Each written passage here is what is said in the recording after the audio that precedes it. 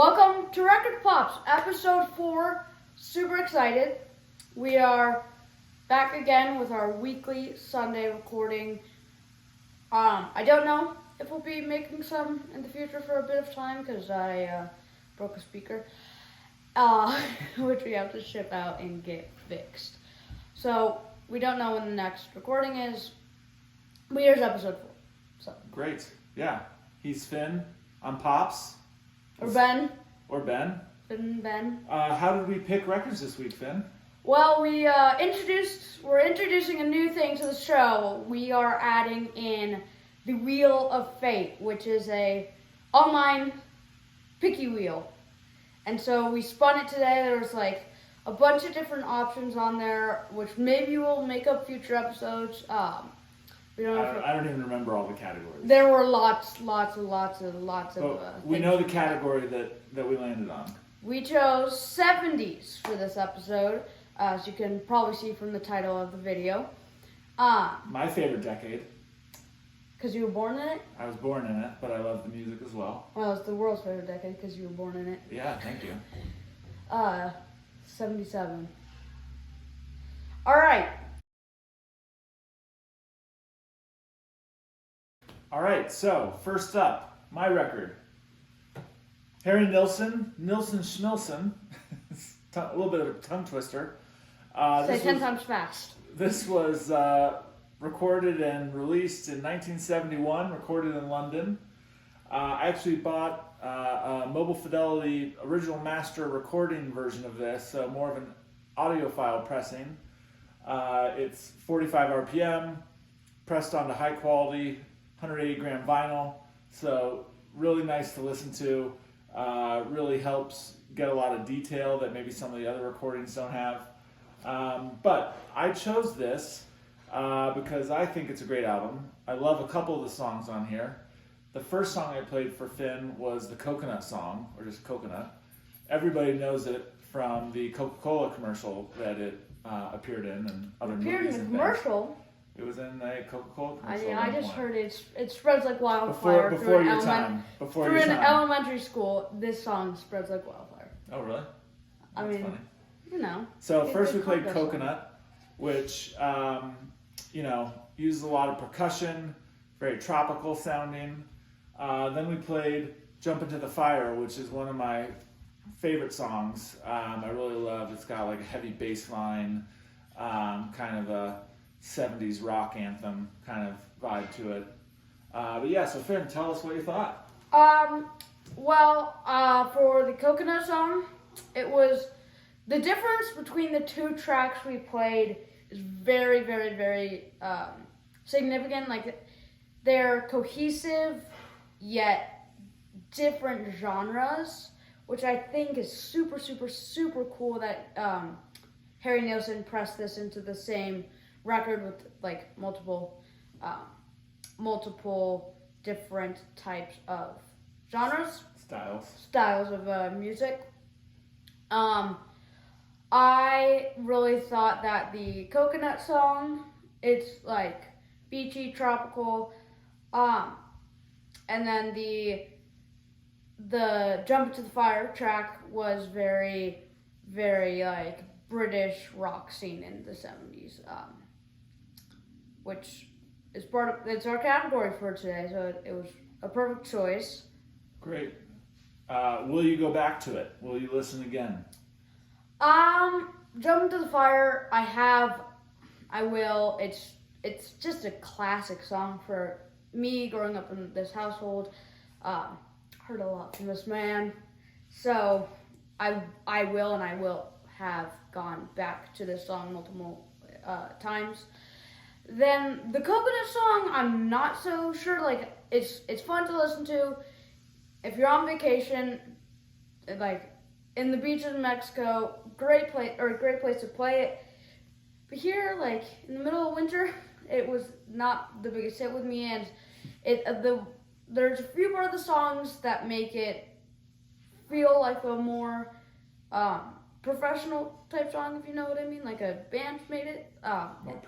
More produced, and then there's also parts of the song that are like Baby Sharkish, if you will.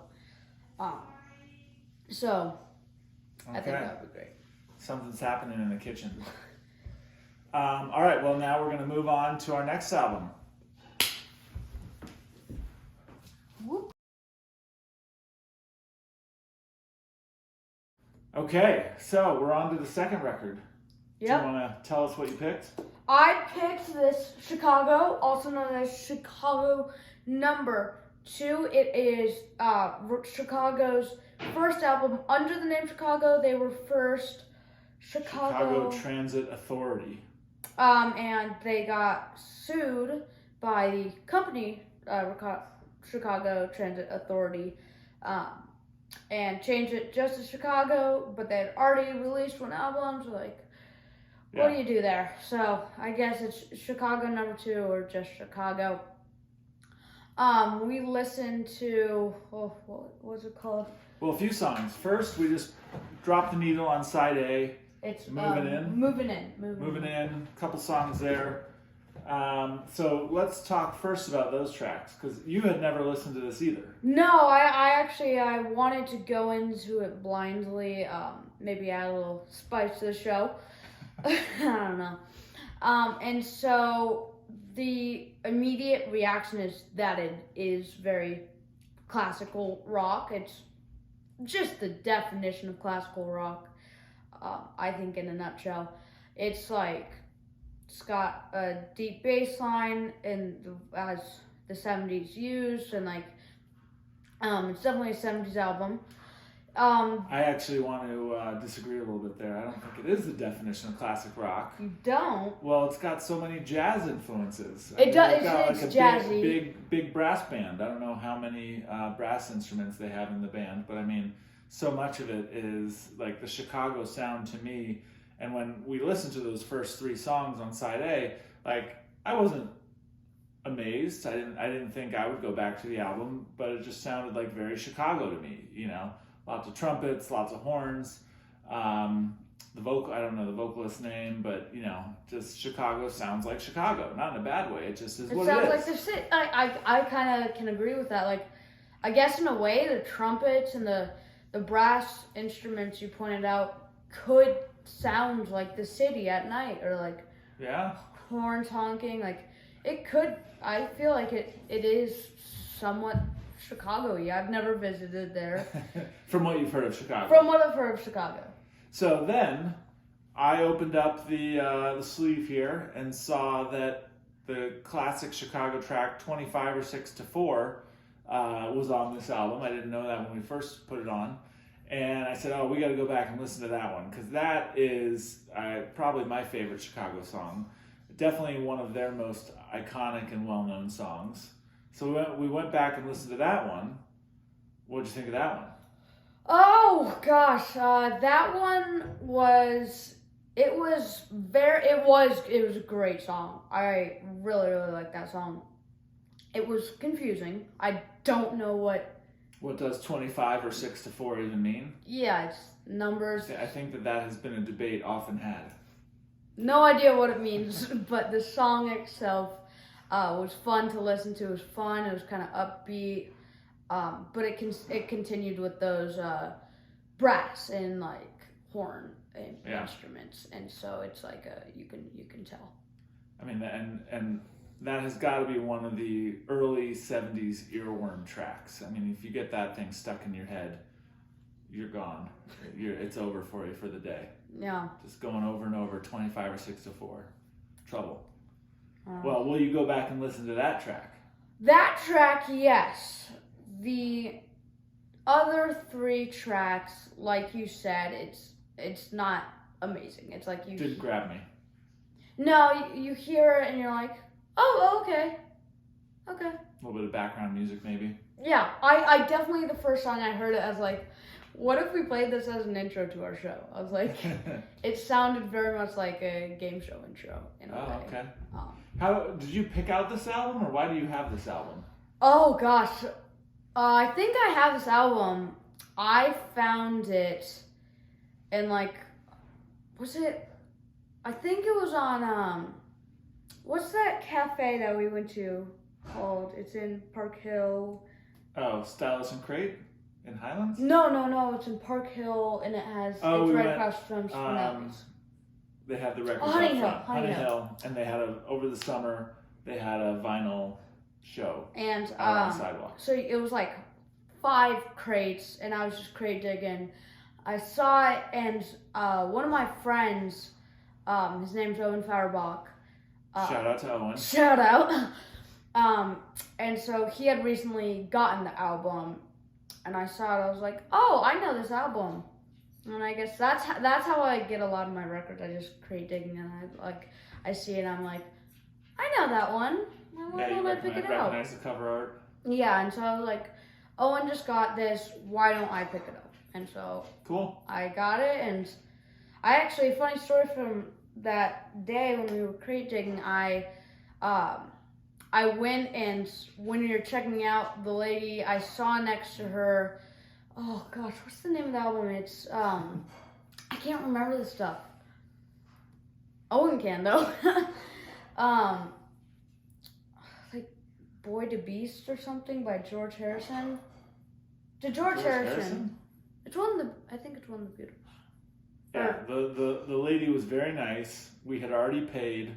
Finn admired this record. I love this record because of one track. It's Boys of the Summer. Our summer camp plays it. Not George Harrison. No, I have like an emotional connection to this song because our summer camp plays it for the last year campers. And so the lady threw it in for free. It was Finn great. Admired it. It was great. So he was like, "Oh yeah, I just have it." I was like, "Really?" I love that album nice. so much, and I was so very, very. So I think we forgot to say this came out in 1970 originally. So beginning of the decade, we hit 1970, 1971. Yeah. Maybe we just need to go through the decade, go through the 70s, find an album from every decade. I don't know. Or every year I of the don't decade. know. No? I don't think so. You don't think so? Okay. Yeah. All right. Well, like Finn said, we've got to get a little bit of repair work done to one of the new speakers. So we don't know when the next episode of Record Pops will be, but hopefully soon. Hopefully soon. And thanks for watching. we can use my. We could. I also have an extra speaker. Spin on the Crosley. Yeah. What do you want to tell people to do at the end of the video here, Finn? Well, obviously, we are getting. It's kind of mind-boggling. Our first episode we produced, number 1, is past 50 views, and that's kind of 50 views. It sounds like a little, but like. I don't know 50 people. We're well on our way. I don't know 50 people who I told to watch the videos, so it's either someone's been watching it 50 times, which I don't think anyone would, with their sanity, would do that. Maybe your grandma and grandpa? No, I don't think so. But it's just crazy the support we've gotten. And so, like the video, subscribe to our channel. Smash those buttons, like they say. No, don't do that. They don't say that? Smash the like and subscribe? Not the record channels. Okay, all right. No. I guess I'm trying too hard here. You're trying to. But I hope you enjoyed it. If you want to see more content just like this, make a request. Yeah, give us ideas. There is a high chance that among the shelves of records, my dad has a record you might know. So if you just comment down below what record you would like to hear, if you would like to hear it in an upcoming episode, if you want like a genre, we can do it. And so that's it. Thanks for joining us. Yeah, come back. Watch our next video.